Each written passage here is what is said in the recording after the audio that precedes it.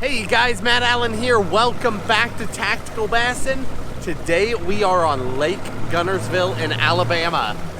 We have over 4,000 road miles to get here, ducking and dodging storms, fishing different fisheries. But today we're going out early. Gonna try and get on a topwater bite with you. We'll see, I have no idea. Then we're gonna head out offshore, do some ledge fishing, do some deep fishing. Should be a fun day.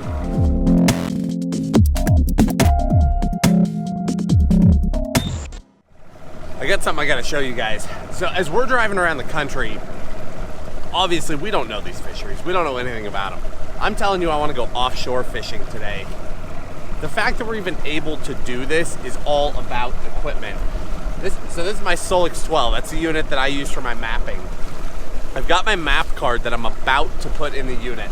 I want you to watch this so you can understand why we're able to show up to a fishery and go out and have a fighting chance. We still have to find fish. We still have to know what kind of ledges they're gonna be on based on water movement and previous experience, but watch this happen.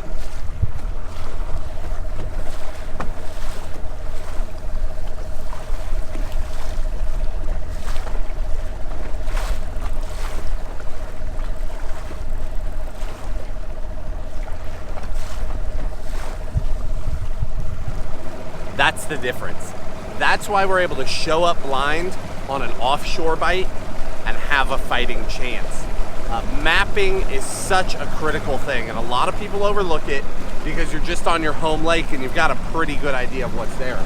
But if you're branching out, if you're trying new places, it's really important to at least have an understanding of what's out here. I mean, Lake Fork, I couldn't even get out of the main boat lanes if I didn't have a card. It's really important. So the girls today, they're back in the camper. They're getting a much needed day off after driving all over the country. It's just you and me today. Hopefully we can find them. Let's go.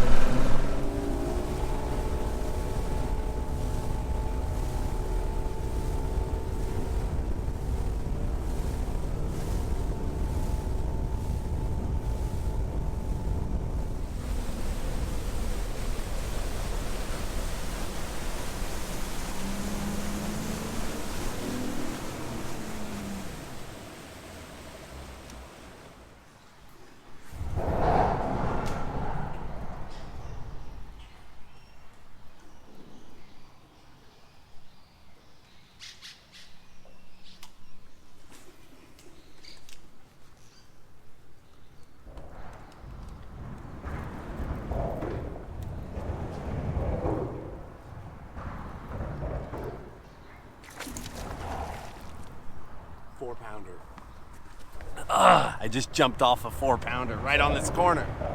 Oh, that is a painful start. We're right out in front of the boat ramp. I pulled up on the first bridge. I was gonna go under it and run up the lake, but bridges are basically as close as you're gonna get to a sure thing, that there's at least gonna be a fish hanging around. And as I pulled up on this one, there was a blue heron sitting on the corner trying to catch shad that were going by. You know there's gonna be bass doing the same thing.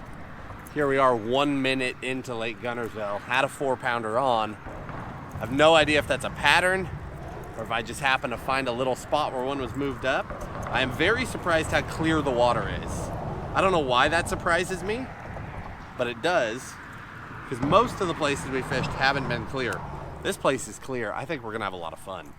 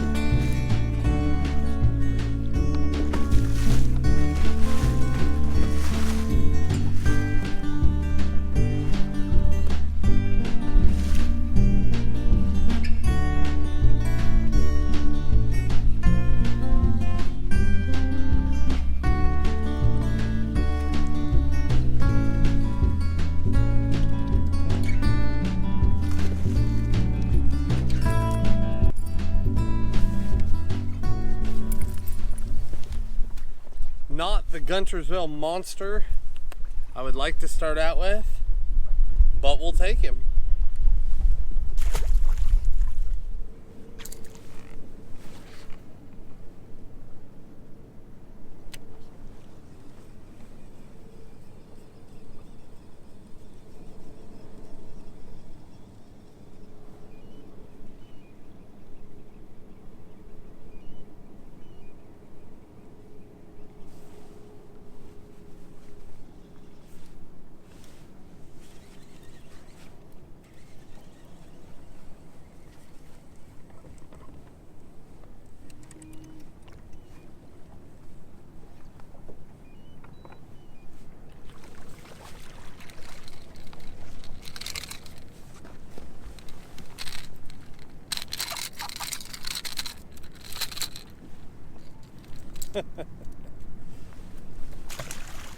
Man, I'm moving around on these ledges and points and finding fish, but so far not finding the right fish. It may prove that today Guntersville is my nemesis. We will see.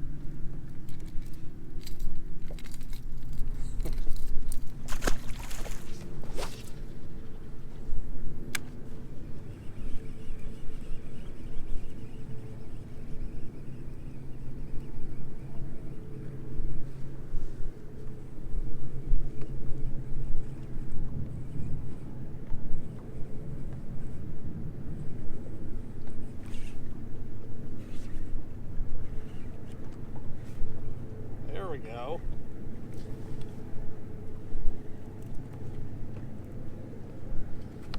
Oh yeah.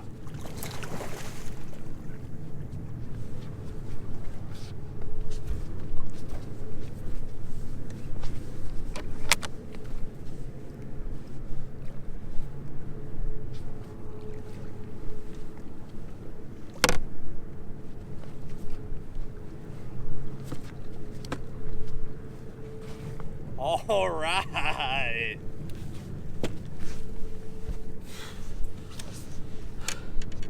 It was hard work getting here, but we found one. Yes! That's why we drove 4,000 miles right there. Maybe she's got some friends. Let's find out.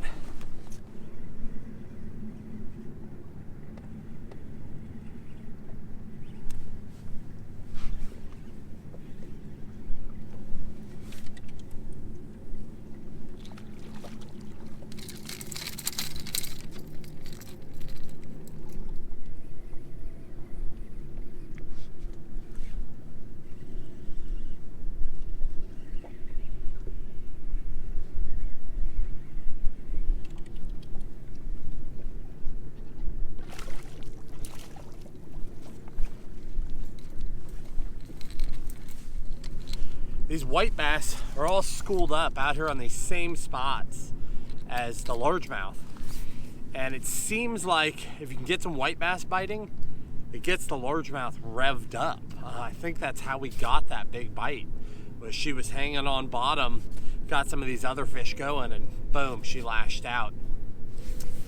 I can't tell you guys, unless you've experienced it yourself, unless you've been out on a brand new fishery and tried to piece it together in a matter of hours, I can't tell you how overwhelming the feeling is to pull away from the boat ramp and think, I've got one day to sort this out. And in this case, I have a little bit less than one day because these thunderstorms have been plowing through. And I promised the girls we'd get out of here just a little bit early. Obviously with Sierra, we can't do thunderstorms, so it is an overwhelming task. The key to today, I'll tell you, used a variety of baits, and I think I could have caught them a few other ways as well, but the main bait, a Zuma, a 22, a 6XD, and then a big underspin. But the key for me, and I'll link the exact colors and everything for you, the key was location. And what I mean by that is I had pre-waypointed some places out here on the lake. I looked at the map last night, waypointed some offshore ledges. And when I got out here, I started struggling. And I think I was struggling because I was looking for the holy grail, if you will, running the sweetest spots. And I suspect that's what everybody else does. So I got some bites, I saw some fish, but I never found that mega school that I was after. It wasn't until I got away from that epic stuff and started going to the smaller ledges and breaks and offshore spots, the things that weren't so obvious on the map, that I started seeing success.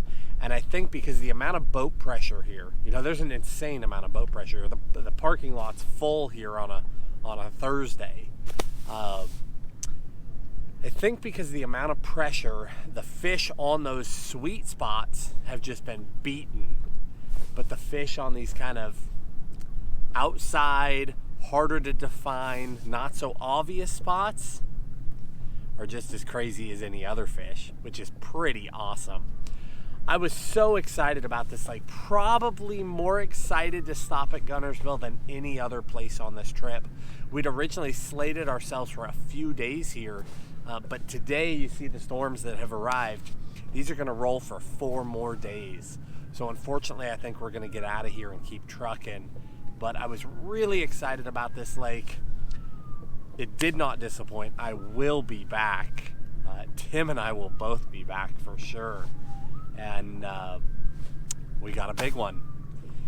Not a monster, not a 15-pounder, but that fish is probably gonna go 7 pounds. And I feel pretty good about a fish of that class with one day on a place this big, just winging it. Pretty awesome. If you guys enjoyed the video, hit the like button, subscribe to the channel, and we'll talk to you soon.